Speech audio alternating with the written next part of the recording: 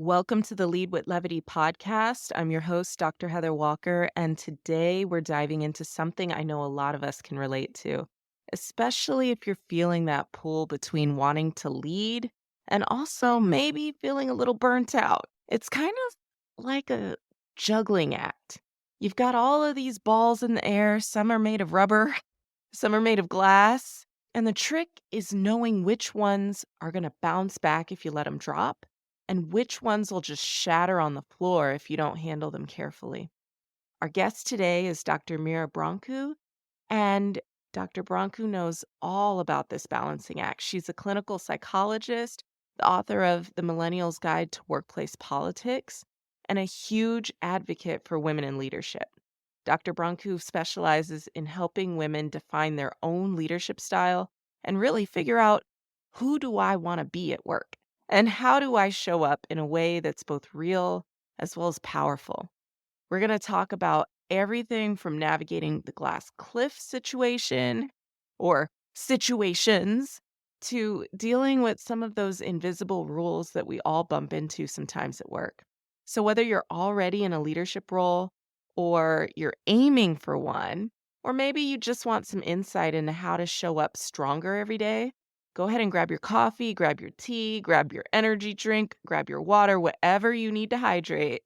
Settle in and let's hear what she has to say. It's time for a sneak peek. Sneak peek, sneak peek. When you look at every level in the hierarchy in terms of leadership roles, as you get further and further to the highest levels of the organization, you have more men in those leadership roles than women. And unfortunately, we often hire people who are like us, who might look like us, represent us, speak like us, think like us, whatever. And so you end up having more men, and especially white men, at the very top of organizations, mainly because of that sort of like normal human biases that happen, as well as the sort of like typical structural disparities that you see in our organization. So what does that mean? It means that all of us in entry level or lower level positions have less access to information that could help us succeed. And now, on with the show. When you're feeling the pressure, take a moment to step back, pick up your marbles, and choose to lead with levity. Join us on the Lead with Levity podcast for fireside chats that will fill your bucket and help you get back to being the leader you were meant to be. Now here's your host, Dr. Heather Walker. Welcome back to the Lead with Levity podcast. I'm your host, Dr. Heather Walker, and I have the pleasure of introducing our next guest today, Dr. Mira Brancu. Dr. Brancu is a clinical psychologist who specializes in helping women design their leadership identity, figure out who they are, who they want to be within the organizational context, and also figuring out, how do I lead an authentic way while building a high-performing team and a healthy organization up around me. She's the author of The Millennial's Guide to Workplace Politics, a columnist. Whew, that is a hard word to say, y'all. A columnist for the Psychology Today series, which is a new look at women's leadership, and the host of the Hard Skills live show and podcast. And today, Dr. Brancu is going to share her knowledge, her wisdom, and really her insights from what she's seen in women today and how they're looking at leadership. So, Dr. Brancu, welcome. How are you today? Thank you. Great to be here. I'm super excited to talk with you, Dr. Walker, especially the integration of your expertise in IO, or industrial organizational psychology, and mine coming from a clinical psychology perspective. This is going to be a fun conversation. I think so too. So, we were talking a little bit earlier about women in leadership and what you've been noticing, and I can't wait to dive into that. But before we do, I just want to make sure that I'm also touching on your journey. So, as a clinical psychologist, which I know a lot of people, when they think about clinical psychologists, they're thinking, okay, you're working with something that's very dysfunctional or something that's not working or helping someone through maybe a diagnosis or assessing things like that. How do you go from that to I'm helping women figure out Mhm. what their identity is in leadership? Yeah, it's a great question. And I will start with saying before I was a clinical psychologist, I was a school counselor. And Ah, when you go through the training of school counseling, you really start to understand developmental changes in people's identity and how they work through how they see themselves in their career, how they see themselves as people, how they develop as people. And clinical psychology just adds another element to that, which is the mental health piece of who we are and how we function in the world. And when I finished my clinical psychology degree, and even before, I remember having an advisor that said, Mira, I'm not sure you want to be a clinical psychologist. I'm feeling like administrative work here. oh And I'm like, I no. don't know what you're talking about. Oh But he no. clearly knew me more than I knew myself. Right when I finished, I got this position working for a research lab, and I was the person who did assessments for this post-deployment mental health study. It was a multi-site study. And the thing that I found myself drawn to more Hmm. is, there's these like ways of operating that are not working well. Can I make this more efficient? Can I make this team work better? Can I make the people who are the principal investigators help them work together better? And as my director of this research center saw me do this, he's Yeah. like, can you help me with this system and that and this and this? And it was all around what I didn't know back then was organizational development questions that he had, or things that he wanted me to help with in terms of improving efficiency and productivity and people working well together. And so I started informally, without realizing, respecializing by training myself up and taking leadership development classes for myself, and then eventually learning about team development and how to help us work together, and then eventually engaging in strategic planning for our center. So over time, most of my clinical psychology career, except for the first 5 months, was Yeah. all management and leadership roles, overseeing teams and then eventually leaders of teams, teams of teams of people. And I went from being a managing director to a deputy director of one center, interim director of another, eventually supporting all 17 mental health centers of excellence within this large complex system, and being fascinated by what it took to navigate systems. And what I started noticing 6 years ago, when I was starting to wonder, like, what's my next step, is how many women in particular would come to me asking me, how did you develop this career? And how did you navigate the system? And how did you become visible? And how did you get this great career opportunity? And how did you Hmm. piece together this thing? And me having a lot of thoughts about it. And also me realizing, this is where my Millennials Guide to Workplace Politics book came from, that I had a very unique opportunity to gain insights into how to navigate a culture and be successful within a very large, complex system that other people did not. And when women, especially, came to me asking about these questions, I would basically feel like, why is this not available to all people? And why is it even harder for women, especially women of color, to access this information? It should be readily available to everybody. And so I just sort of poured everything into that book, but with that in mind, making it as accessible as possible to people who normally don't have access to that information the way that I had access to it, in order to make more people successful in these complex systems. Yes, yes, that makes sense. Let's pause for 1 second because I just noticed that is amazing. So it actually sounds like you grew up pretty fast. You went from talking to your advisor who's like, you're not giving me clinical psychologist vibes. In fact, you're giving me like administrative, you need to run stuff vibes. What's up with that? And then you get into it and you start working at the VA and get opportunity after opportunity after opportunity. And then you started to see, oh, wait, there are barriers here, real barriers for women.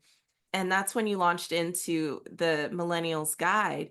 Now, can you tell me, because I'm kind of curious about this, what do you think is the reason why some of that information is not accessible? Why is it?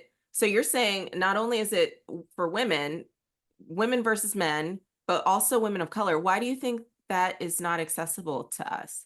Yeah. And I don't think it's specific to the VA. I think we see it in all industries and all organizations, but even in fields like healthcare, education, right? You Mhm. have more women than men in those organizations to start with at Yeah. entry level.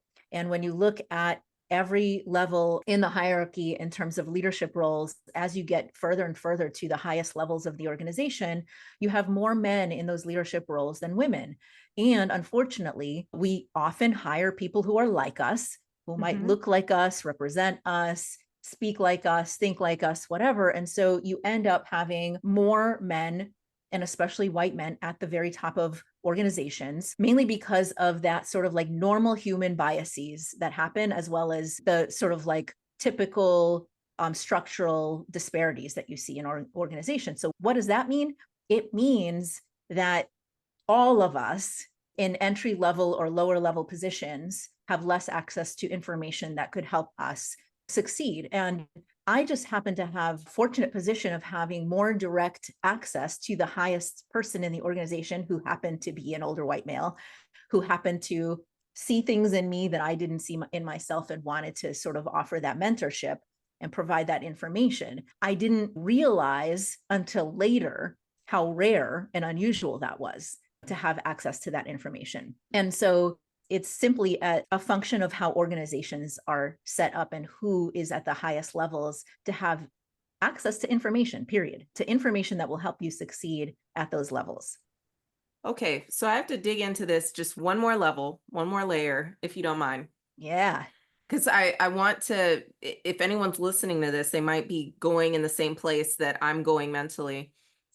So you were privileged to have this relationship with someone who didn't look like you, didn't come from the same background, saw something in you and said, "I'm going to share my knowledge with you." I know I've been in those positions as well. I've had people who reached out to me and said, "Hey, these are some Mm, things that you need to know. Here's some fundamental things, and also come work with me and you can learn from me as you see me walking through this journey." Now, so I'm wondering, is it the case that people are not asking? They're not, is it that the men at the top, the white men at the top are not sharing intentionally, or is it that the women are not asking? Like mm. I feel like that is a question that someone who's listening is wondering right now. What have you noticed? It's a really complicated question. I think that often it's not necessarily intentional. It's not even thinking about it.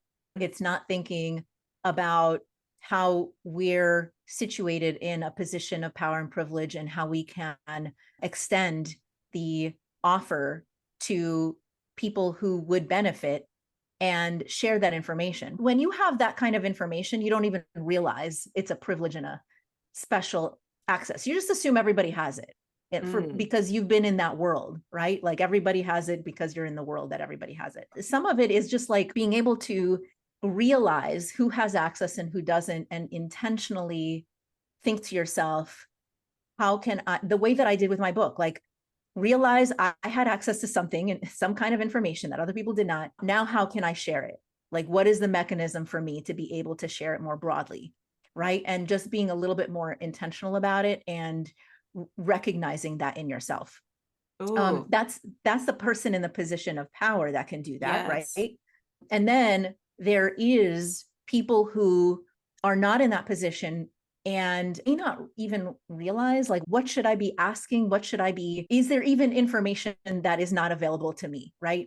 And I realized this actually very, very early in my career, when I screwed up a lot in my first role, where I just thought that if I had information that my leader would be interested in, and I just Mhm. shared that information, they'd be all excited about it. And there was one situation where I was very concerned about ethical thing that I didn't think that we were being ethical about something. And I reached out to the Oh, highest level leader. and you thought they And were like, gonna be excited I about just that. thought they were going to be interested in talking to me, but they were not.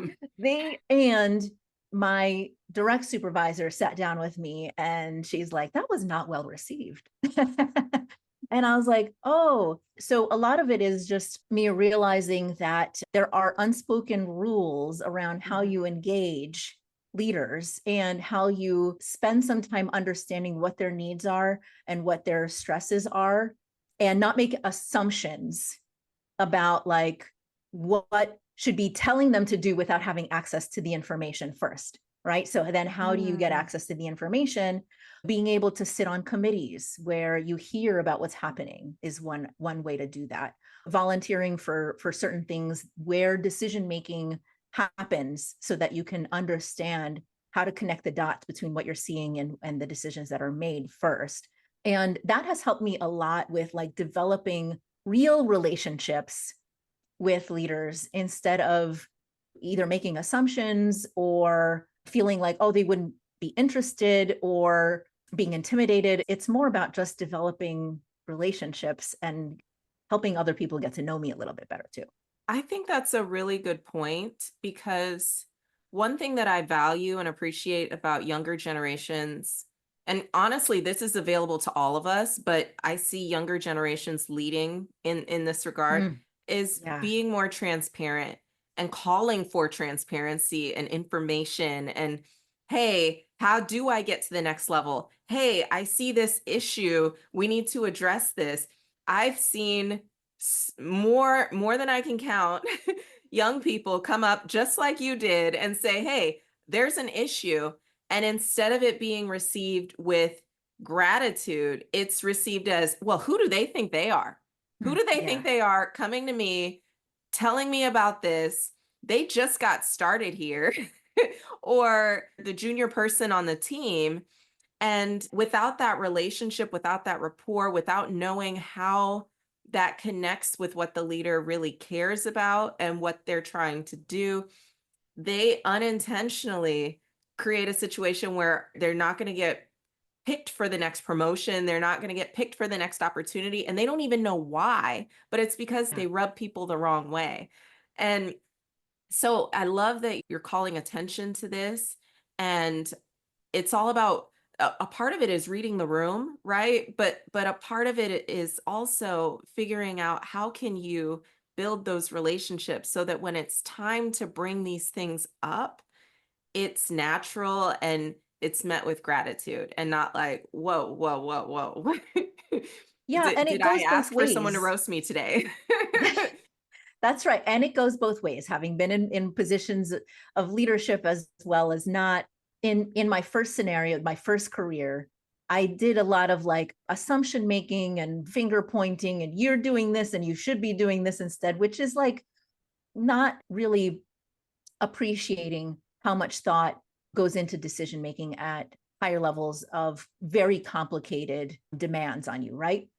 But in the second role that I was in, where that mentor sort of took me under his wing and he was like the top leader, it's not like I did that much different. I still pointed out concerns that I had, but in this case, I was not going to make any assumptions. I was sort of coming to him more as an offering of a partnership instead of a blaming. So we're in the boat together and I see a hole over there. And can I help you fix that hole in the boat so we can all keep paddling well? And Yes. because of that, and because this leader was also very open and interested in sort of capitalizing on and leveraging what I brought, he said, very interesting. Thank you for offering. Would you partner with me to figure out how to solve this? And Mm. then let me fix it, but with his guidance so that I didn't like screw it up. I love that. Because I was just going to ask you on the leader side of it. I've definitely worked with people who on the surface, other leaders maybe didn't want to work with them because they seemed rough around the edges. But what I saw is a lot of potential and someone who was really passionate Yeah. and they just needed to know how do you hone that passion. So when we're talking to a leader and we're trying to help them build their awareness and maybe even openness to this kind of thing, I think it helps to see those people who maybe seem aggressive or seem like they are just stepping on all kinds of toes and everything, take a look at them in another way. Maybe that's passion and they just Mhm. don't understand what works here, what messaging works here. Absolutely. I Yeah. was that kind of leader that if somebody challenged me, questioned me, held something up to me that said, this isn't working, I would lean in. I wouldn't necessarily, I mean, yes, I would feel defensive. Of course, this is my baby. They're saying I did a terrible job. Of course, I'm going to be defensive, but I'm also leaning in thinking that was a blind spot for me and they just pointed it out. And Yeah. now I should address it. And they're seeing something. I wonder if they could help me in some way. And so from that point forward, I can ask a bunch of questions. And if I feel like their responses indicate that level of passion that you just described, then I would probably want them to help me, right? Mhm. If it's just more sort of blaming, complaining, not really actually interested in being part of the solution, just sort of sharing, I don't Mhm. like this and I'm unhappy, there's not much I can do with that. Right. So it's also me assessing as a leader, is there something where they're wanting to take initiative if I open the door? That makes sense. They're not just coming to you with, here are my problems in a box. I need you to fix these problems. There you go. You take care of it, right? Yes. Yes. So that's very, very helpful. And I'm curious, when we're talking earlier, we talked about your work, especially lately, you've been focusing more on high performing women. And you said something to me that I want to unpack because Mm, I want to know where is this coming from and what can we do about it? You mentioned that high performing women right now are feeling ambivalent about leadership. What does that mean? When did mm. you start to realize that? And what does that Yeah. mean for the future of leadership? Yeah, yeah, it is concerning. I think a lot of women, and we've seen this in the news with high profile women that are put in positions of high level, high stakes leadership. Sometimes this is also called the glass cliff phenomenon, where they've tried everything else, it's fallen apart, and now they put in their most desperate mode after trying everything, they put in a woman finally in a position of helping. She is not set up for success. She has all of her own personal skills that normally would work, but not the institutional infrastructure to truly be successful. She doesn't realize that. And she gets burned by then when something goes wrong, either scapegoated or taken down in one way or another, and leaving feeling very burnt out, betrayed by her own organization, that she was put in an untenable position where the things were not set up for her true success. Mm. And I think a lot of women, and even if it's not in that very, very high stakes visible role, even in other roles, we're working so hard to prove ourselves and to demonstrate our worth and to be seen and recognized by others in the eyes of others, that there's a lot of emotional labor that goes into that. There's a lot of volunteering for things and trying to figure out how we become indispensable in all kinds of ways and trying to prove our worthiness. And at some point, we just get frustrated and exhausted if that doesn't lead to true outcomes, the kind of impact that we want to have, or that we're not supported in the ways that seem appropriate to the level of contribution. And so I think at this point, you're seeing the sort of gender equity and leadership roles slowing down, right? You're seeing not just Mhm. the broken rung ladder issue, which is getting women to that first level leadership role, but now a second problem, which is for every woman promoted into a director position, two Mhm. women leave that director position. I think women are starting to wise up that they're not going to be putting themselves in these untenable positions anymore, and they're looking for the signs and recognizing them sooner. And this is where the ambivalence is coming in. This is Ooh, where they're starting to say, I'm not sure this is set up for my success. I'm not sure this is right for me. you know, this resonates with me so much. I Mm. recently watched Inside Out 2, that movie, Ah, Inside Out 2. I yeah, love Inside Out. yeah. And have you seen it? I haven't seen it yet, but I'm so excited to see it. It's on my list. Oh, You can okay. reveal. I've heard so much already. Oh, okay. I won't reveal too much. I just want to say this character Riley is sort of coming of age. She's 13 in the movie, and she goes from being this self-confident little girl to a super anxious teenager, which we all can sort of resonate with. And the sort of core belief that she used to have was, "I'm a good person," and it changed at some point to, "I'm not enough." And that led Mm, her to do all of these things that are exactly what you're talking about, working really hard to prove herself, not showing up as her authentic self, mm, sort of trading in what she really likes, what she really wants to do for what others think, and what others want to do. Oh, I might enjoy eating this or doing that or listening to this music or playing this kind of game, but nobody else likes that. So I'm going to go with what the in crowd wants, and that yeah. led her to do a lot of things that ended up taking her directly to a place of burnout. And so this is like so close to home for me right now. I just recently saw this movie, and I want to help women right now because if we can help people see those signs earlier, they can start to have conversations and negotiations, right? What Yeah. does an environment look like where I'm set up for success? So they can talk about that. They can still, those avenues to leadership are still open to them. It's just a matter of seeing what do I need so that I can make sure that those things are put in place. So can we unpack this a little bit and maybe start with some of the signs that, hey, Yeah. if you're not careful, you could become a scapegoat. Hey, if you're not careful, you're going to be in a situation where they just put you in a position because they needed to show that they're diverse or whatever it Mm-hmm. is.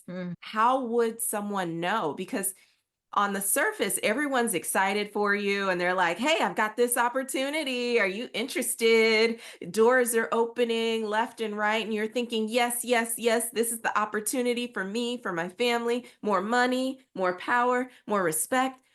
So, how do we kind of temper that a little bit and help them really truly assess, is this good for me or not?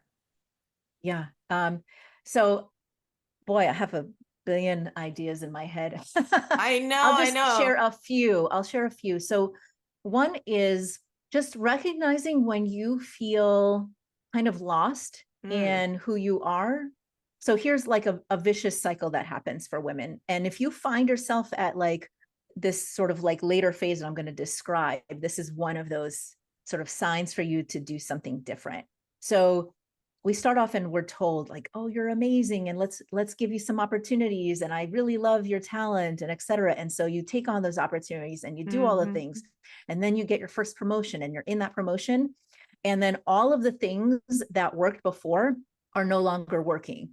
All of a sudden you're being told, hey, you need to be a lot more assertive in this role, and you need to speak up, and you need to take up space. But wait a second, I was told that I was supposed to support other people and be really quiet and not take up space. I'm very confused. So now all of a mhm. sudden you start speaking up and taking up space and being more assertive, and that helps you with your next leadership opportunity, right? Now you're in your next leadership opportunity. The stakes are a little bit higher, and you get a lot of mixed messages at this point. Oh, you're being too brash, and you're taking too much liberties over there, and that's too sensitive for you to be able to do that. And all of a sudden you become really tentative and like Mhm. over deliberating in all of your decisions and overthinking who's going to have a reaction to this, and how do I say this in exactly the right way so I don't upset everybody or anybody at all. And the Wow. people pleasing comes in, and the perfectionism comes in, and the sort of like persisting beyond what is reasonable comes in, and you start feeling like, how do I end up in here? Like, how did I end up in this situation? And where am I in all Yes. of this? And am I living out Yes. somebody else's vision? And this is really not my vision in the first place. So this is like the first sign that something's off, when it feels so misaligned between how Mhm. you feel like you have to show up and what you really want to be doing on the inside is just like easily saying what you're thinking. Yes, and you go from, "Wait a second, I thought you wanted me in this position because of what Yeah. I bring Yeah. and who I am, and now you're telling me I have to change." Right. Yes. That's one of the signs. The other is it's recognizing when you are doing things mostly to in other people's vision of what success is. Mm, But it's making you unhappy. You're at home and you are frustrated and you find yourself just irritable and snapping at people, and yet from the outside people are saying you're in this amazing position and you should be so happy and so pleased with yourself in this role. There's the misalignment again, there's the disconnect, yes, yes, right? and you have to And kind of stuff all those right. feelings inside. That's where That's that right. anger comes from, y'all. Yes, yes. So, and by the way, thank you for pointing that out, Dr. Yes. Walker, about the anger, because there is a lot of research on this that women's suppressed anger around these things cause a lot of health outcomes, including inflammatory disorders, autoimmune disorders, cardiovascular situations. So, Mhm, like, this is serious. Like, this is not just about mhm. whether you like your job or not, you know? Right, So, exactly, and you're like, "Why yeah, why is my blood pressure so high?" And you can't yeah, pinpoint it, but it's because yeah, you've been just saying, "Okay, okay, yes, I should be happy. I should be doing these things. I'm doing everything that I'm supposed to be doing." But deep down, that's not where your heart yeah. wants to be at all. Yeah. So what Oh. it takes, you asked me like what does it take? So I have a framework around this, Mhm. and it's called the strategic leadership pathway model that I apply to lots of group coaching and our community, our leadership community, and lots of other things. But you start with like facing uncertainty. This is the uncertainty that you're facing in this moment. Every Mhm. time you have a new challenge, you go back to this facing uncertainty mode. And the most important next step is developing identity. So coming back to your own roots and understanding how to separate out who am I versus what societal messages have I gotten about what is appropriate or not appropriate or acceptable or not acceptable to be a woman Mm. in a leadership space within this industry, and separating that out from what about the organizational culture is causing me to act one way or another or feel like I have to adjust in certain ways that feel off to me. And so just being able to separate these out helps you better clarify what is important to me and why is that important to me because of who I am. A lot of women get so lost they don't even connect with what their strengths Mm. are because they're so focused on fixing all the quote unquote weaknesses or problems or whatever that they see. Yeah. And they lose sight of their strengths. So reconnecting with what is it about me that makes me me that originally people saw, you know? And then from there, we go to mapping a strategy using all of that data. We use a lot of assessments to be able to access that information. Mapping out a strategy of like what's important to me, what's not important to me, separate from what people tell me I should be seeking. And from there, navigating the complexity of the organization and recognizing where are the workplace dynamics that I'm like seeing, navigating, what are the sort of workplace dynamics, the team dynamics, that kind of thing, and then making a greater impact in the way that drives me, that pulls from my strengths and passion and interests. In all of that, there are lots of Yes. ways that you can sort of think about, is this just about prestige and the allure of prestige, or is this something I actually want to be doing? Right? Mhm. I ask myself that often whenever there's a new leadership opportunity. Am I just drawn to this because of the title and the prestige that other people see? Or do I actually, am I getting excited about doing something with this role? Right. And there's, a lot of ways that we can do that, but I'm sort of curious, what do you think your audience, your listeners would be most interested in with each of these sort of pathways? Wow. All right. Facing uncertainty, developing your identity and your roots. I think navigating those workplace dynamics. Mm-hmm. Yeah. Yeah. You've got the crunch, right? You're Yeah. walking through the world and there's some pressure coming at you from your company culture, from your family expectations. There's all of this that kind of creates this squeeze effect. Like, oh, I've got to deliver, I've got to do what they want me to do.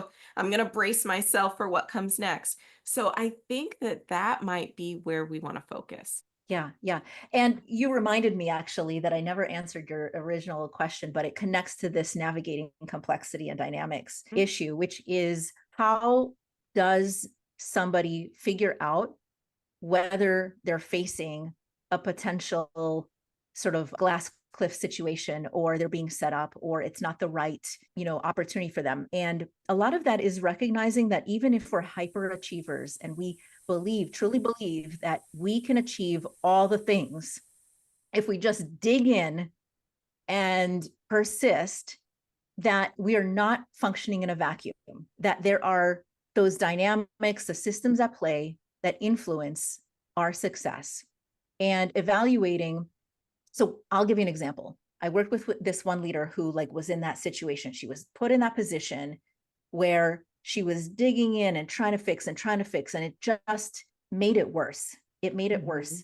And she was feeling so ineffective when she came to me. And what she said on the surface was, I just want to be a more effective leader. But when we really got into it, I was like, let's list out all of the things that you wish you had had when you were put in this position in the first place that you think would have helped you be more successful. So we listed all of those things out. And then I said, let's go through every single one of these. And on a scale of 1 to 10, tell me, how much do you think it was in your control? And she listed ones, 0 control, like almost no control whatsoever. It was in the control of other people. And I said, okay, moving into your future role, wherever you go with this, what will you now ask in order to make sure that you have those things that you wish you had in this position? So a lot of that, like you said, is kind of part of the onboarding and negotiation process, asking enough questions about what you feel you must have in order to succeed. Do you have enough of a team to accomplish the things that they want you to accomplish? How many people have tried the same thing and not succeeded in this role? Right? You'd be surprised at the information, right? And how many of the top leaders have been working on this together for how long?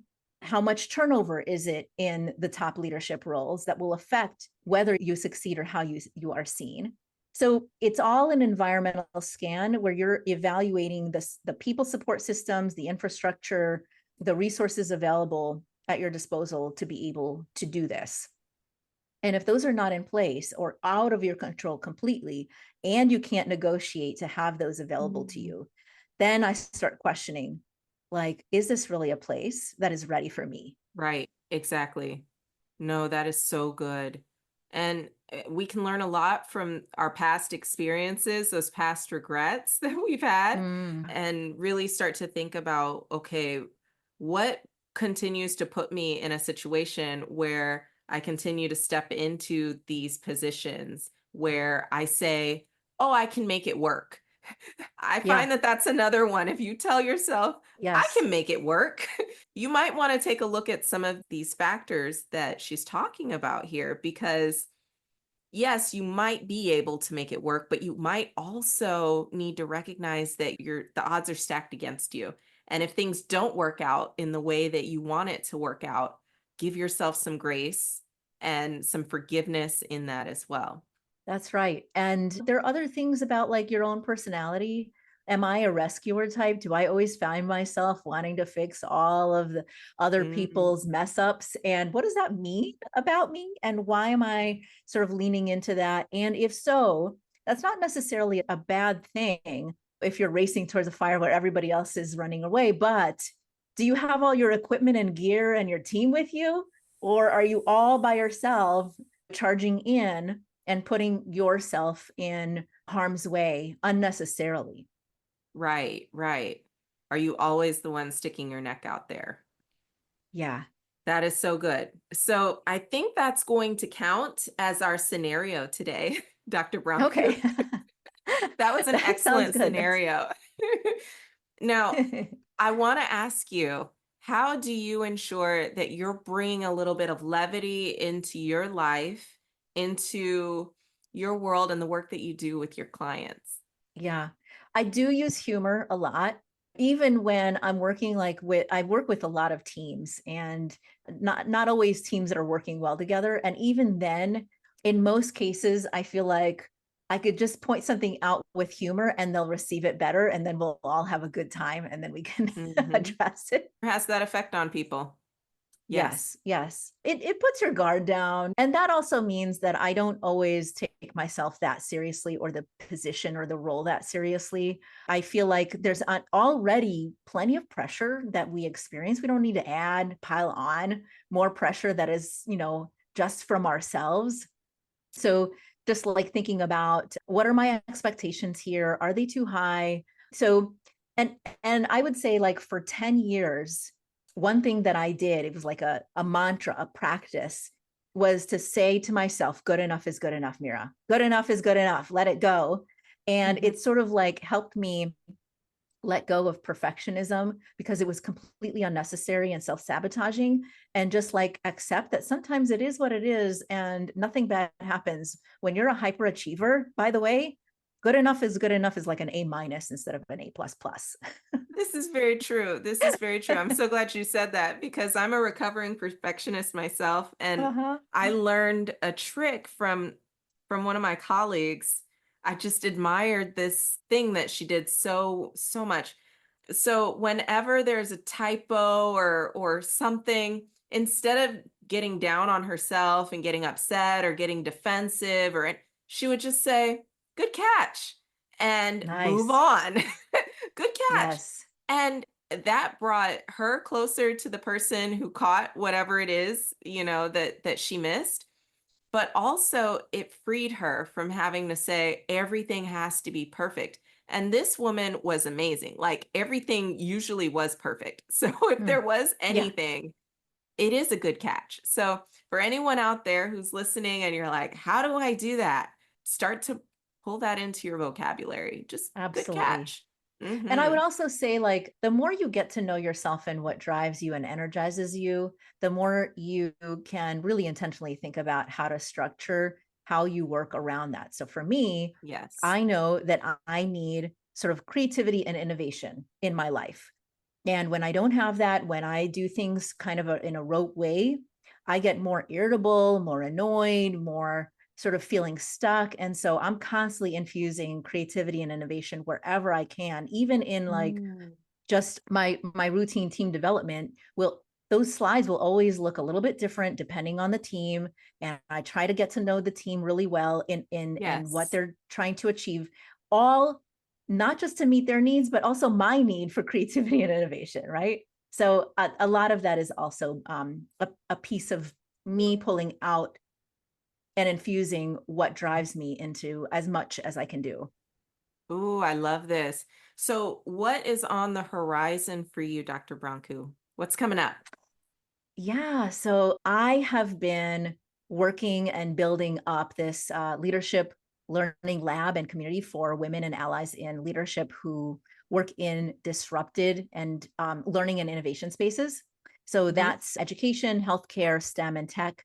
And I'm really excited to continue building it. So we have this accelerator program that we've been standing up, which is a 10-week program focused on people who are just starting out exploring, who am I as a leader? How do I want to show up in a new role or in this space? And then we have a 1-year program for leaders who want to learn more about advanced skills for navigating politics, making a greater impact, building their resources in the Yeah. context of a community, and other humble superstars who are in this community wanting to do the same thing and support each other. So I'm very excited about this program, and people could learn more about it at my website, gotowerscope.com.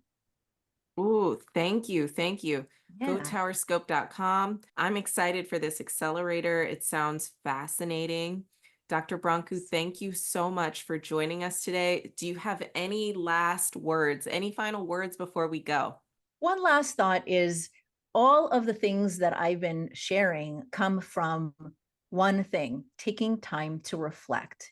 And a lot of people who are super busy, hyper focused on their, achievement and their Hmm. careers, and especially people in leadership roles, rarely take enough time to just sit and think and reflect on what's important to me. How do I get here in first place? And carving out reflection time for that is worthwhile. And it will accelerate and speed up your process of what you feel would bring you success and happiness. Yes, I echo that. Thank you so much. Take care. Absolutely. Take care. Thank you so much. Thanks for tuning in to the Lead with Levity podcast. To get resources mentioned in this episode and find out what we're all about, check us out at leadwithlevity.com.